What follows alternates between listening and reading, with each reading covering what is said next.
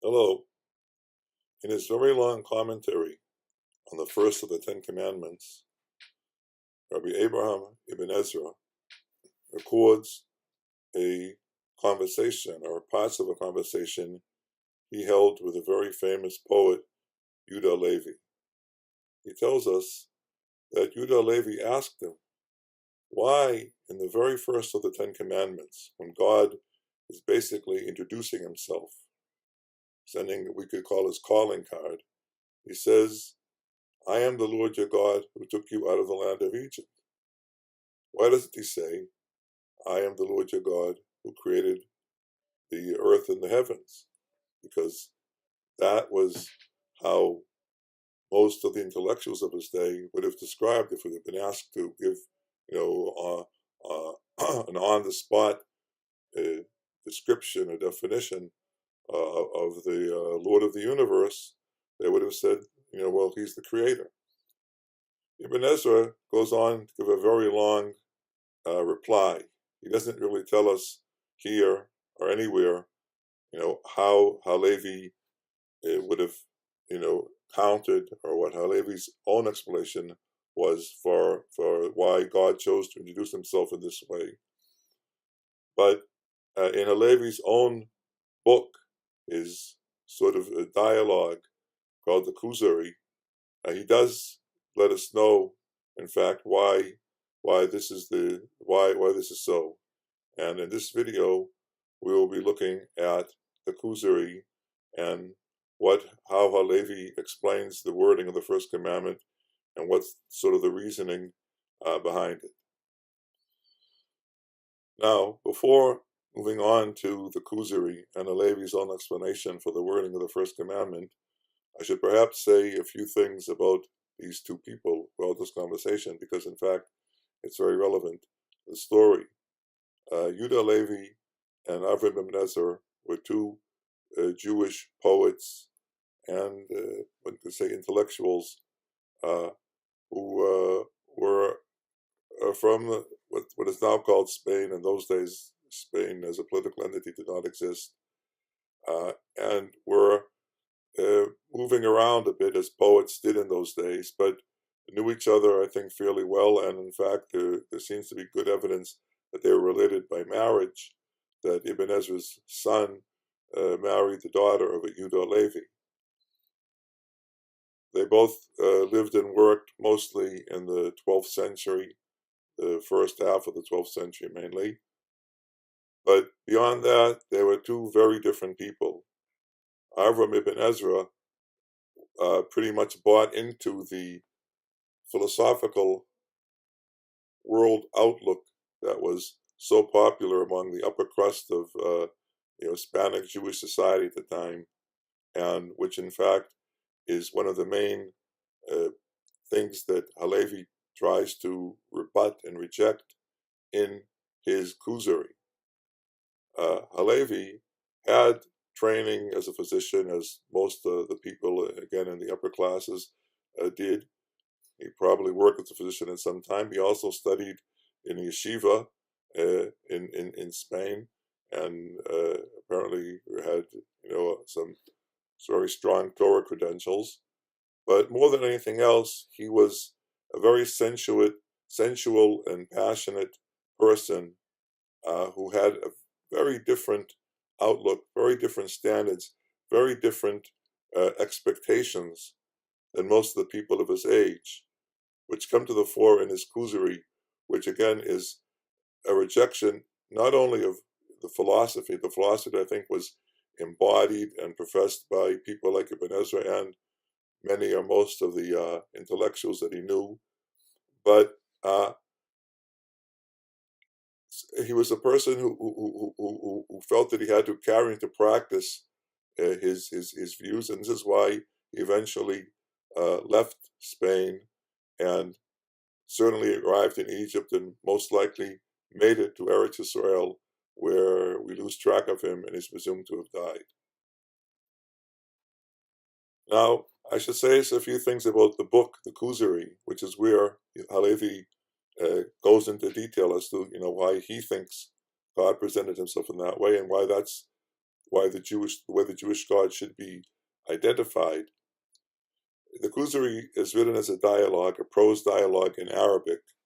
It's been known by the short title, the Kuzari, but actually the full title in Arabic means something like the Book in Defense of the Despised Faith. It's written as a dialogue in prose, as I said, in Arabic, and Hallevi was possibly the greatest poet ever in the Hebrew language. And there's an odd phenomenon I find both in Hallevi and in Ibn Ezra, that when they're boxed into writing in meter and rhyme, they write things that flow and get across the idea so clearly. Yet when they're given the freedom to express themselves in prose, without being forced to think about how I'm going to get the words to rhyme and how I'm going to stick to the meter I've chosen for this work, their writing seems a little bit heavier, but it's still a great literary work. The background for the work is a story which had made the rounds in Spain, and which is basically true, that the king of the Khazars being a Turkish or Turkic people living mainly in the Crimea and the area surrounding, had several centuries before had converted to Judaism. This is a fact. We don't know how many of the Khazars converted and how deep their conversion was, but it seems clear that this had happened at the time. The Khazars were a power, a very important, powerful state militarily and economically.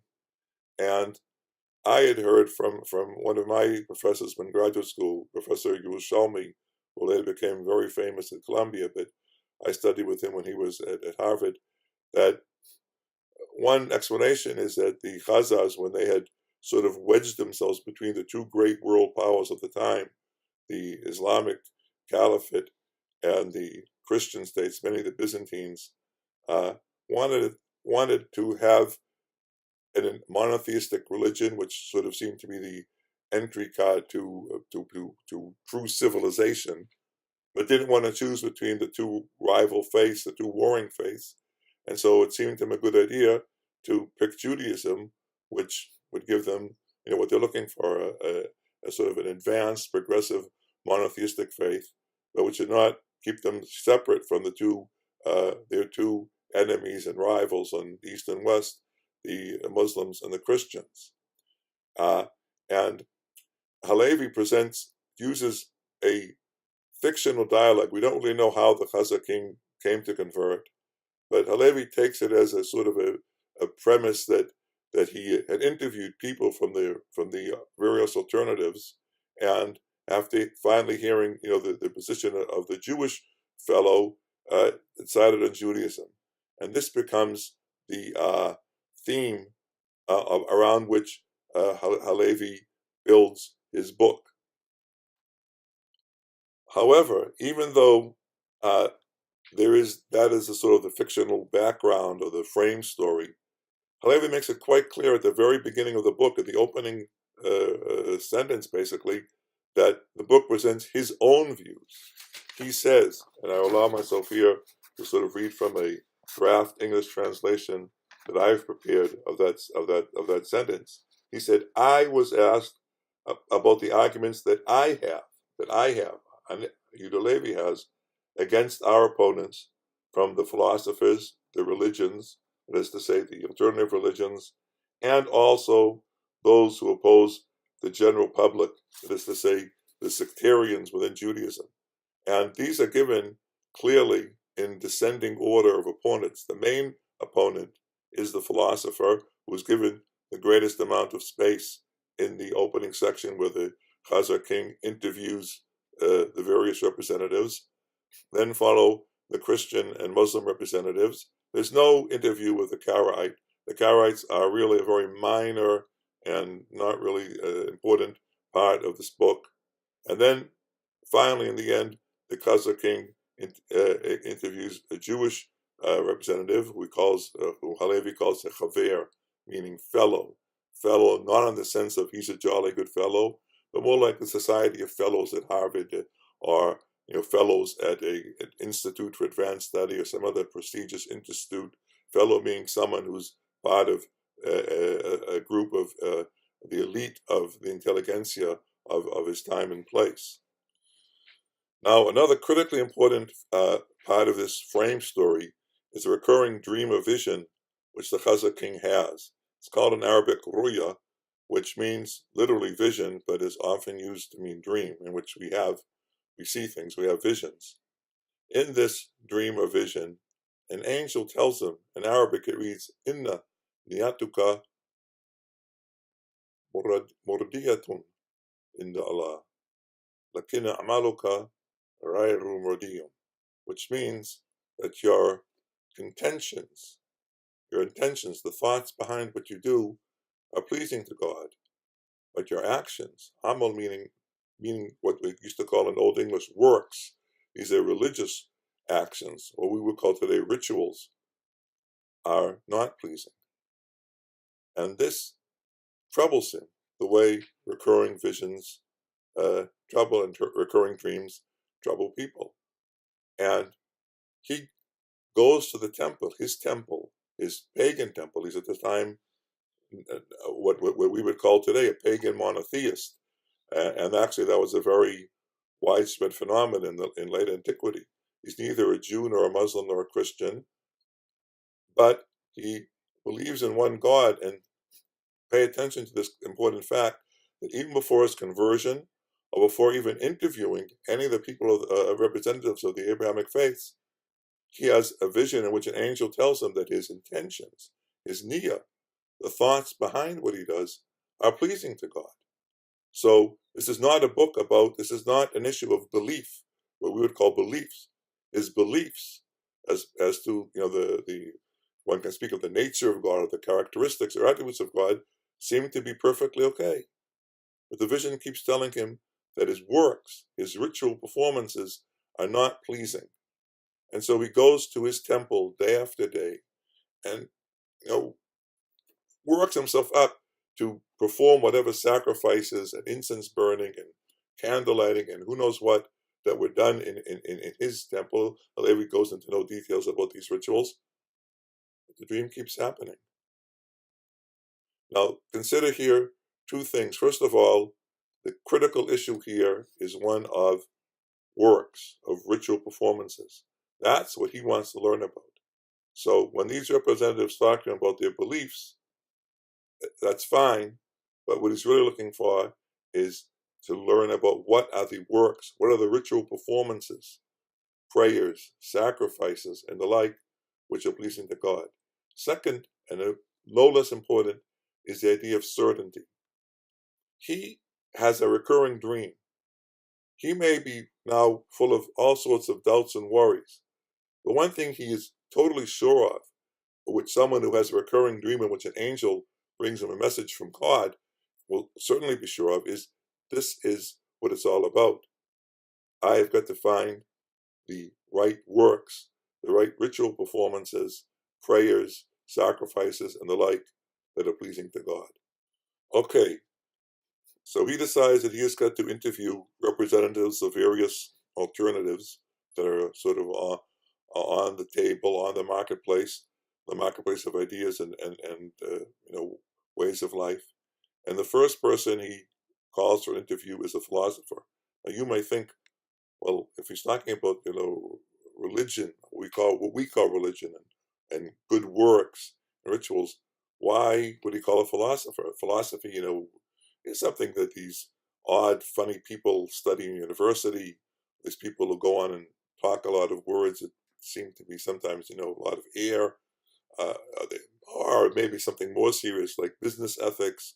But when someone has got a vision from an angel saying that your works are not good and you have to, you're set out on a quest to find what are the rituals that are pleasing before God, why call a philosopher?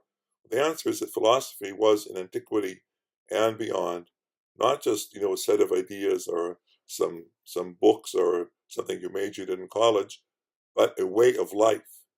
It had, of course, an ideology, a cosmology, a way of understanding how the world works, but it also imposed upon its adherents it's a discipline. Philosophers would restrict what they ate and other facets of their personal life to the way people who are members of one of the faith communities do, and would do sort of exercises to try and bring them into elevate their spiritual experience.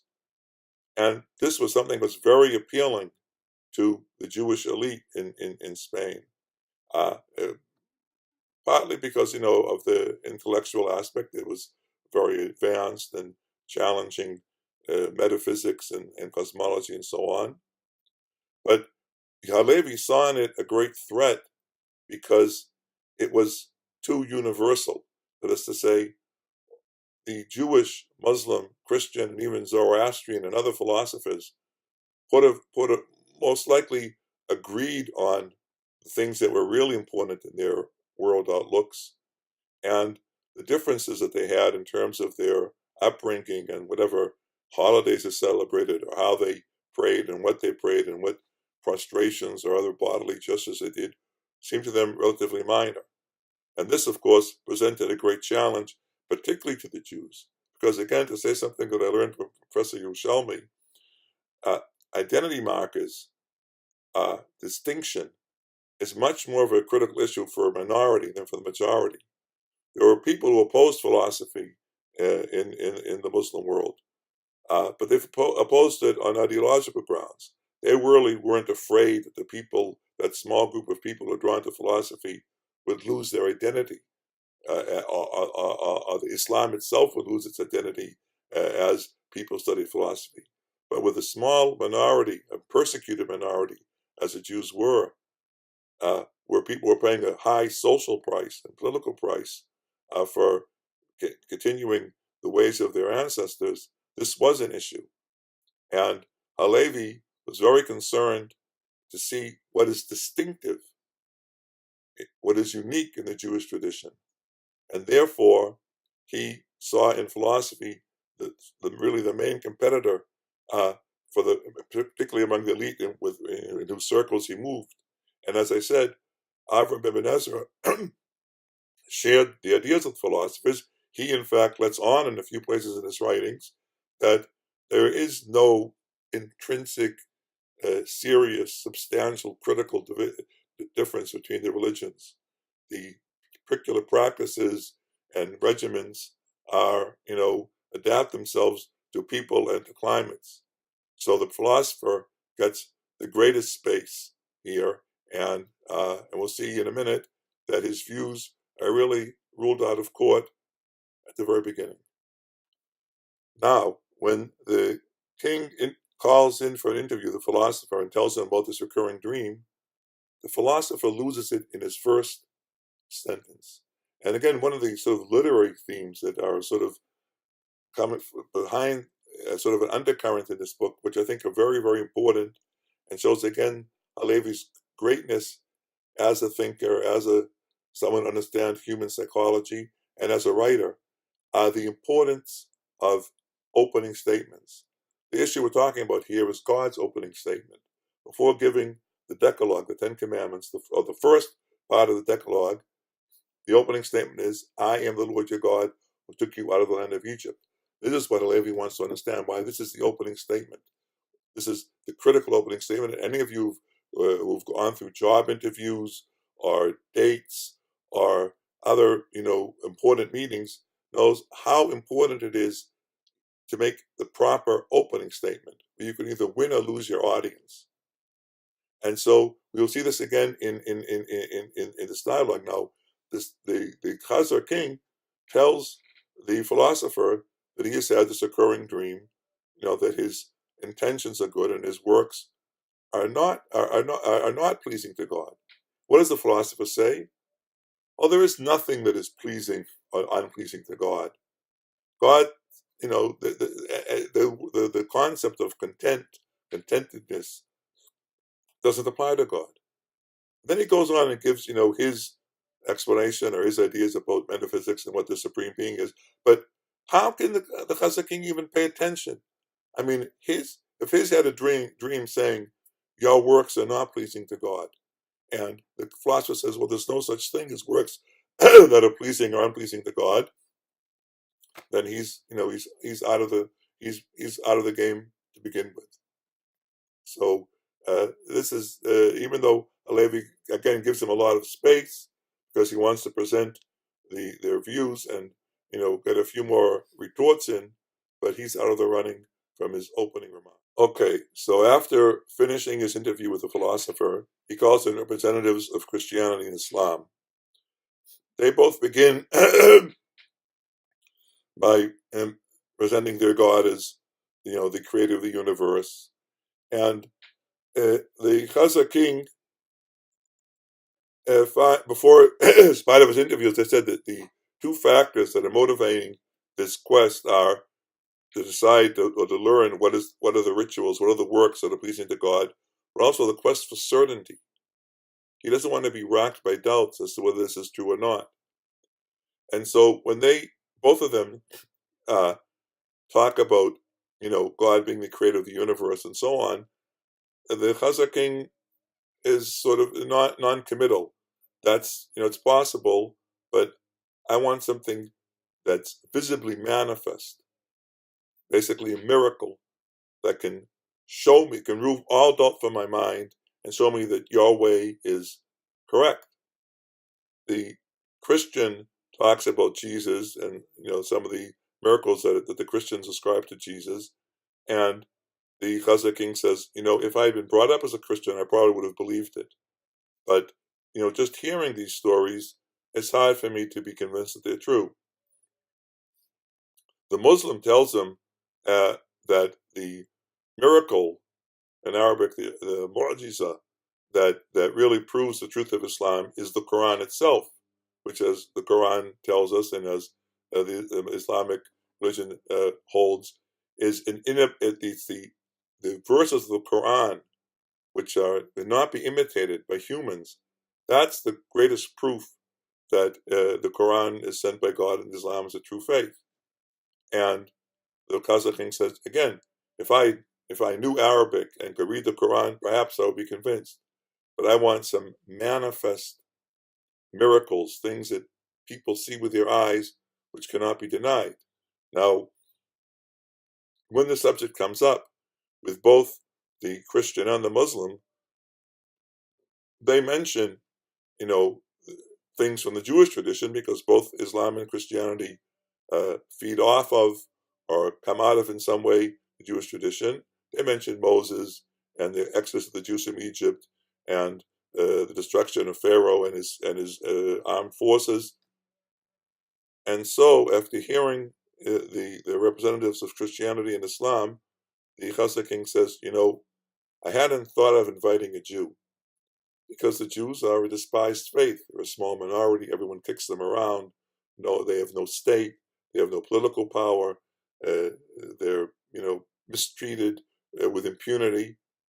But since both the Christian and the Muslim, when pressed, have to fall back on the stories about the children of Israel and Moses taking the Jews out of Egypt, I guess that I should hear what the Jewish faith has to say. Maybe I can find the answer to my quest there. So the Chazar king calls upon a representative of the Jewish people, he calls the Chaver, the fellow, and when he asks him to tell him about Judaism, the fellow begins by saying, "My God is the God of Abraham, Isaac, and Jacob, who took the Jews out of Egypt, and then took them through the desert with all sorts of miracles." And this really perks the interest of the Chazar king. As I said, one of the literary themes of this book is the importance of opening statements. The Chazar king tells him outright, I was expecting you to say what all the others had said. Again, if you do job interviews, maybe you know that you hear one candidate after the other giving you the same line, and when someone tells you something different, that's already enough reason to listen. So he said, this is something different. I hadn't expected this. I had expected you to tell me about the God who created the universe and so on. The Chazar king, the Jewish representative says, well, our God did, make the universe. And then the Chazar king says, well, then why didn't you begin your statement, the way the others did, by telling us, I believe in the God who created heavens and earth and so on? And in typical Jewish fashion, the fellow says, well, if you want to understand why I did that, I'll tell you a story. Well, what's the story? He says, supposing someone had come to you and said, I'm the representative of far-off king in far-off India, and our king is a wonderful king, a just king. He has, brought our country prosperity, and the society functions perfectly. Justice is in place everywhere. And I want you to start singing hymns in his praise. Would you do that? So the Chazak king says, well, I'm not so sure. That's what you're telling me. But I don't know for sure if that's really true. And then the Jewish fellow says, now supposing this representative started showing you gifts that this king had sent, beautiful objects that obviously come from India and are of exquisite beauty, a book written in a fine script that must come from India and is extremely impressive, medications that cure all your ills that come from India, and even poisons with which you can do away with your enemies coming from India. Would you then believe what he's told you? And the Chazak king says, yes, if I saw these things in my own eyes, these things that definitely come from India and are of such great benefit and utility, for sure. So the Jewish fellow says, well, that's the same idea here. What we really see, the manifest miracles, which convince us of the truth of the Jewish tradition and the truth of the Torah, are the manifest miracles that took place, particularly in the Exodus, when Moses took the Jews out of Egypt. Now, supposing someone had asked you, can you describe this king from India? How would you describe it? How would you describe him? And the Chazak king says, well, I would say he's the person who, produces all these beautiful, exquisite objects, and also things that are of great benefit and utility, such as, medications. And the Chazak and the Jewish fellow says, well, you see now, that's exactly why I began by telling you about the Exodus from Egypt. That's the main characteristic. That's the thing that differentiates the Jewish God from the people who's worshipped in other entity that's worshipped in other traditions. It's these manifest things which no one can deny happened. And as you saw, the Christians and the Muslims also, don't deny the Exodus. And they're obviously miracles. It's not humanly possible for something like this to happen without divine intervention. So this is the reason why I began as I did. And now if we go back to the thing I began with, the first of the 10 Commandments, we see this is exactly why Yehudah Hallevi would explain the wording of the first commandment. God's calling card, the way God wants to be identified, the way God presents himself to the Jewish people, the God who took the Jews out of Egypt. This is the manifest miracle which instills in us certainty and which speaks to the particular uniqueness of the Jewish people, since they are the ones who were chosen for this event.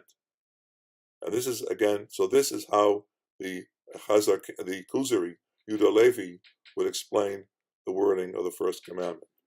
Thank you for your attention. Hope you found this interesting, and perhaps we'll have some more videos to make on the Kuzari and on Ibn Ezra. Thank you again for listening. Hit the like button.